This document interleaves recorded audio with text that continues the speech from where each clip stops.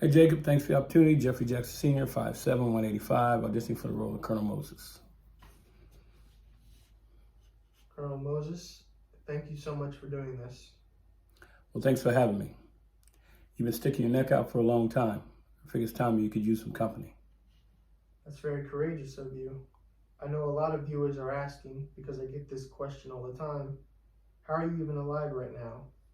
If what you're saying is true, there are some very dark forces that would stop at nothing to silence you.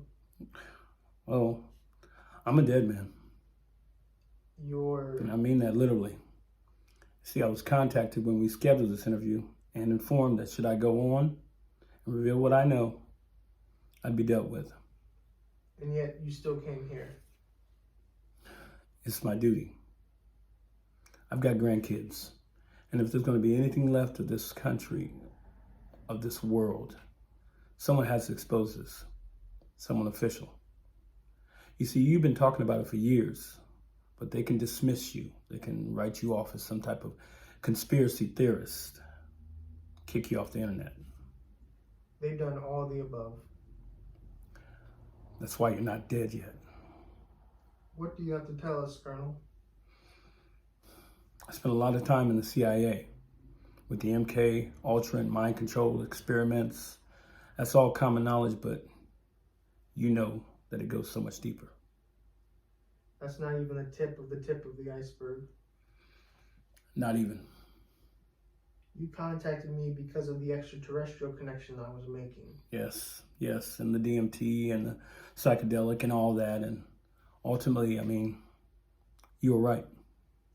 Human sacrifice, adrenochrome. Yes, all that.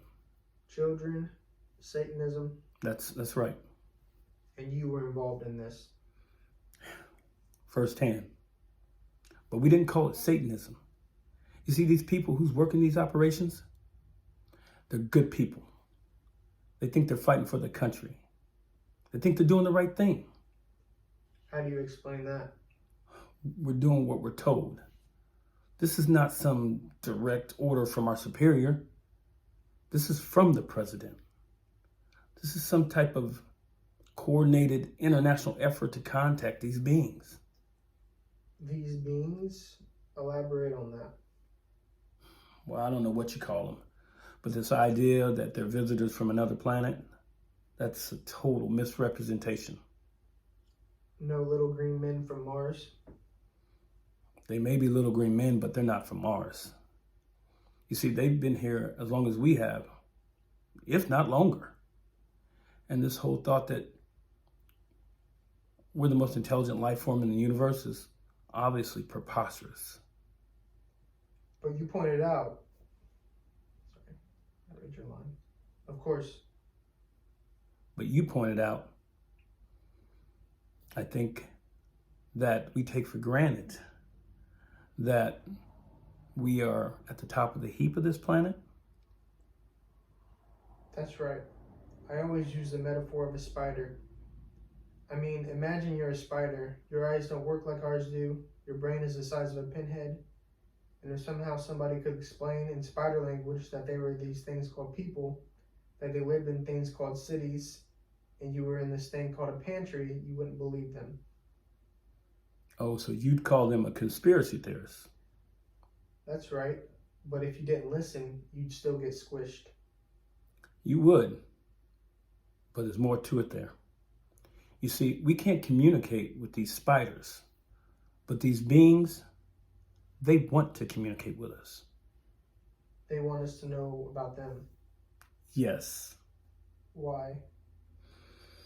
You see, that's the million-dollar question. Initially, we wrote them off as products of hallucination.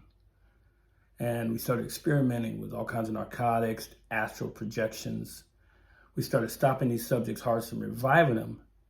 And in recording these experiments, we found that these subjects started seeing those beings. Why trust the record of a drug trip? Well, we wouldn't, and we didn't at first, until these beings started passing off information. The subjects started spouting off equations and so forth. And these people started writing out these blueprints of technology that was way beyond anything we were capable of. Where was this coming from? From them, those beings. Sounds pretty noble to me, like they were trying to help us out. You would think, but we found out that nothing comes free with them, and we found that out. What did they want? Gold? No. Blood. Adrenalized blood. Thank you again. Jeffrey Jackson Sr., 765-716-3547. Hope to hear back from you soon.